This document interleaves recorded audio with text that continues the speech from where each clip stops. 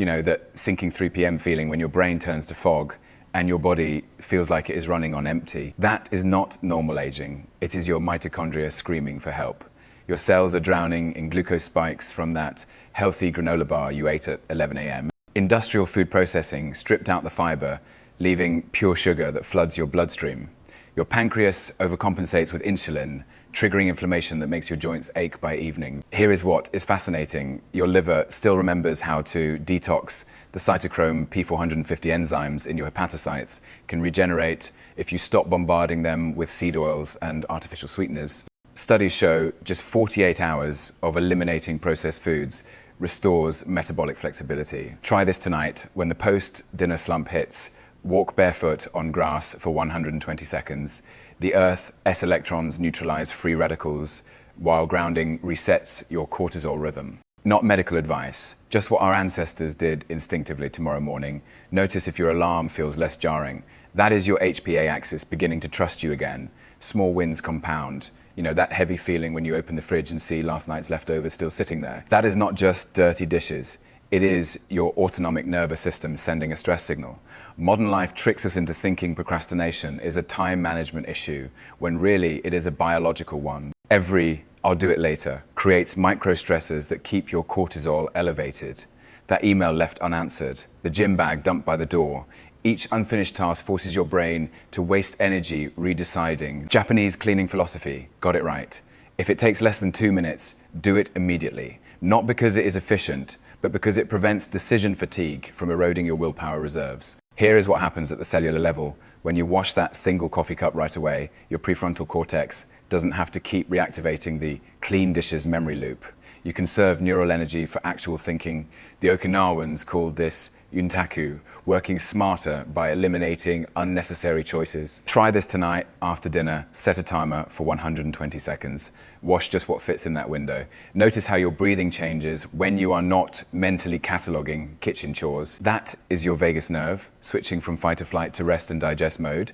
Tomorrow morning, check if your hands automatically reach for the sponge when you see a single plate. That is not habit formation. It is your nervous system learning to trust present moment actions over anxious future tripping. That tiny shift in your nervous system is where the magic happens. Your body starts to believe action precedes motivation, not the other way around. Notice how your shoulders drop when you respond to an email immediately, instead of letting it haunt your periphery vision. That is behavioral activation in real time. Movement chemically alters your brain before your thoughts catch up. Industrial productivity culture got this backwards.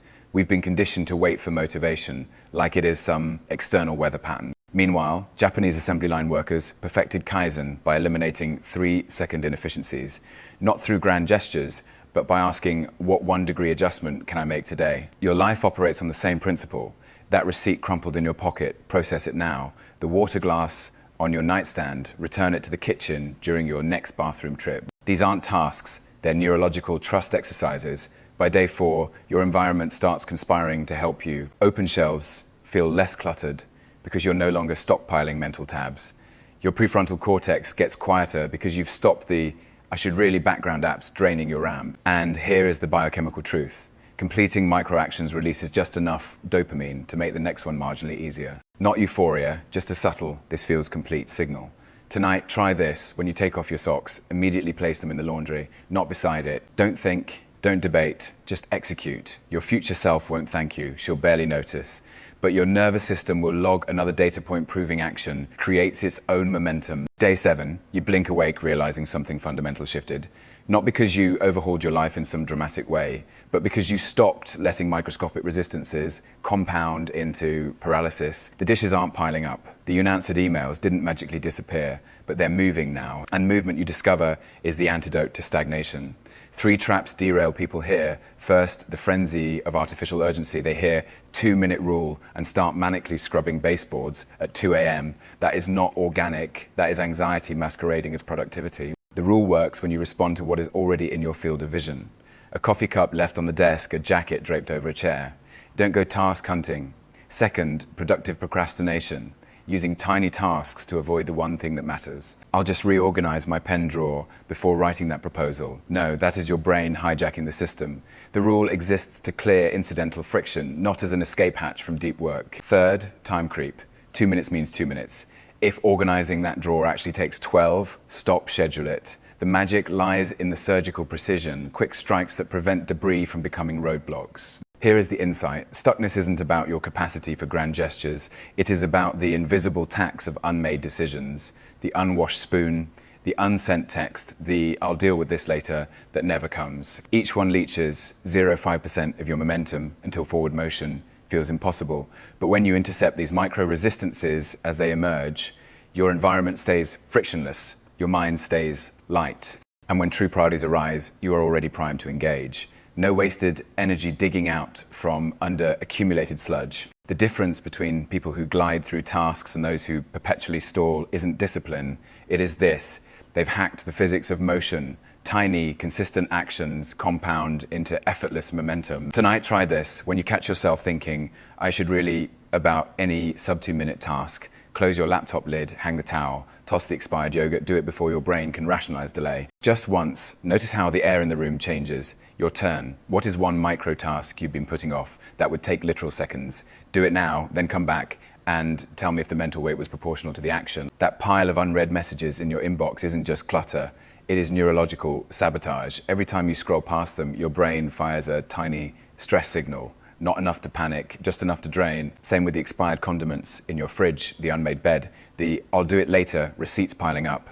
These aren't chores, they're cognitive landmines. Here is what nobody tells you. Willpower isn't depleted by big challenges. It is eroded by micro resistance. Your prefrontal cortex was designed for 47 deferred decisions before breakfast. That is why afternoon crashes hit harder when your morning was spent avoiding tiny tasks. The solution: weaponize immediacy. When a 32-minute task appears, 1, your amygdala tags it as threat, irrational, but real. 2, your basal ganglia try to shunt it to later. Circuits 3, cortisol spikes slightly each time you postpone. But here is the biological hack. Completing it within 120 seconds triggers a dopamine, anandamide combo, not the cheap high of social media, but the quiet satisfaction of a system running smoothly. This is why Japanese productivity masters swear by instant completion rituals, not for efficiency, but for neural hygiene. Try this now. Scan your immediate environment. Grab one item that is out of place. Coffee mug, stray pen. Return it to its home without overthinking. Feel that. That is your brain's open loops file, shrinking by 1%. Do this 5x a day and watch your decision fatigue drop by dinner. Your turn. What is the smallest physical object you've been ignoring? Fix it now, then hit reply and type loop closed. Prove to yourself how much lighter avoidance feels than action. P.S. This isn't about cleaning. It is about proving to your nervous system that action is safer than avoidance. Master that, and bigger challenges start feeling strangely doable.